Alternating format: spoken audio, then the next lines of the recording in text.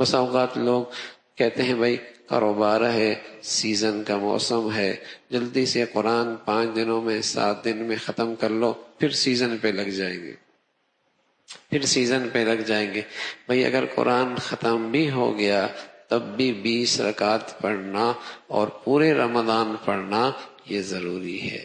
یہ سنت موقدہ ہے اور یہ تاکید ہے۔ اور پھر بھائی کسی عبادت کی قبولیت کی ایک بہت بڑی نشانی یہ ہے کہ آنے والا اگلا دن عبادت کے لحاظ سے پہلے والا دن سے بہتر ہو۔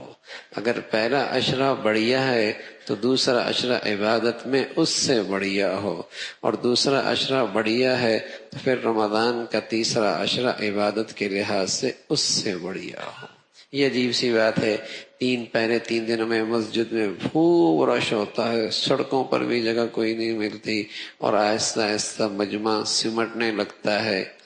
سمٹنے لگتا ہے۔ ارے بھائی اللہ کے ہاں عبادت قبول ہو گئی، سعادت ملی، تو رمضان کی برکتوں کا تقاضا تو یہ ہے کہ ہر آنے والا دن پہلے سے زیادہ عبادت کے لحاظ سے قیمتی بنایا جائے۔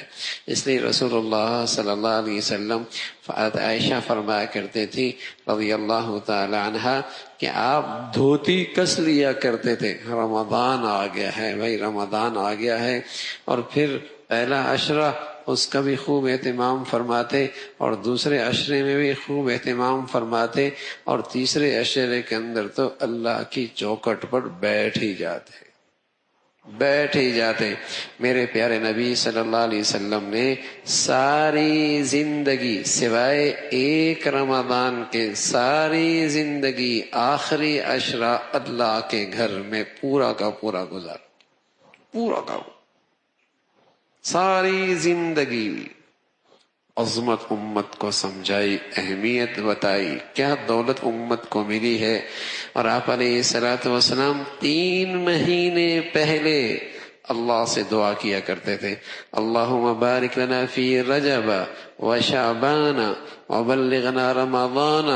اے اللہ میرے رجب میں برکت دے دے، میرے شعبان میں برکت دے دے، اور مجھے رمضان کا مقدس مہینہ عطا فرما۔ یہ اہل ایمان کے لیے موسم بہار ہے،